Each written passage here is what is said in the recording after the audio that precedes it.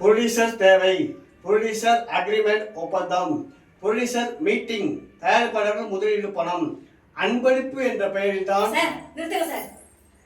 Director AM Chandru வந்து பார்வையில்லாத எங்களை வச்சு படம் எடுக்கிறேன்னு சொல்லிட்டு பணம் சம்பாதிச்சுட்டு ஏமாத்துறாரு நான் சொல்றேன். நீங்க என்ன சொல்றீங்க? அவர் உங்களை எங்கம்மா ஏமாத்தினாரு? எப்படி சார் அதை நம்புறது? நானு பார்வையிட்ட மக்கள் ஏற்கனவே எல்லாம் ஏமாந்து போய் தான் இருக்கோம். ஒவ்வொருத்தர் டைரக்டர் வர்றாங்க, இப்படி பணம் சம்பாதிச்சு அவங்க சுயநலத்துக்கு தான் யூஸ் பண்றாங்க. எங்களுக்குன்னு எதுவும் செஞ்சதில்லை சார் இன்ன வரைக்கும். டைரக்டர் சந்திர இருக்கார்ல, நல்ல மனுஷன்மா. இது தன்னோட சம்பளத்தில் பாதியை வாழ்நாள் ஃபுல்லாக நம்ம பார்வையற்றவங்களுக்காகவே தியாகம் பண்ணுறாரு. நல்ல மனுஷமாகுது. எப்படி சார் நாங்கள் அதை நம்புறது? படம் இருக்கிற படம் ஒவ்வொரு டேரக்டராக கிளம்பி வந்துடுறீங்க. ஏன்னா கண்ணு தெரியாதவங்களை வச்சாதான் நீங்க எல்லாம் சம்பாதிக்க முடியும். கண்ணு தெரிஞ்சவங்களை வச்சு நீங்க சம்பாதிக்க முடியாது. ஏன்னா எங்களை தானே ஈஸியாக ஏமாத்திட்டு போக முடியும். அதை செய்கிறேன் இதை செய்கிறேன்னு சொல்லி கண்ணு தெரியாதவங்க மனசுல ஆசையை வறுத்து விட்டு போயிருங்க. போங்கய்யா, நீங்களாம் கிளம்பி வந்துட்டீங்க. நிப்பாட்டுமா. சந்திர டைரக்டர் பத்தி உனக்கு என்ன தெரியும்?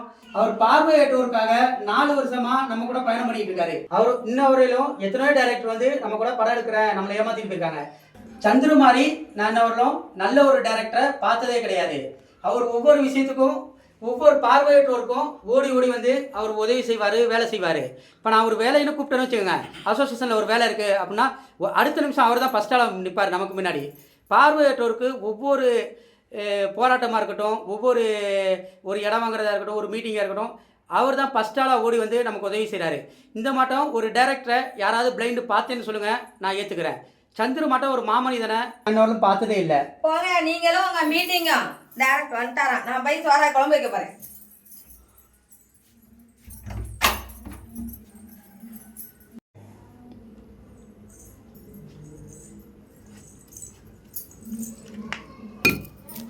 எனக்கும் ஒரே குழப்பமா தான் இருக்கு.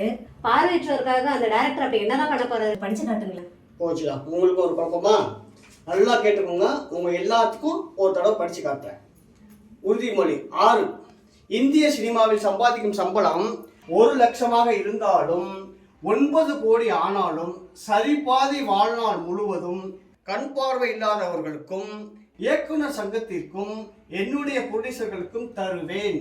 கதை, திரைக்கதை, வசனம், இயக்கம், தயாரிப்பு ஏஎம் சந்துரு. புரிஞ்சுதா எல்லாத்துக்கும்?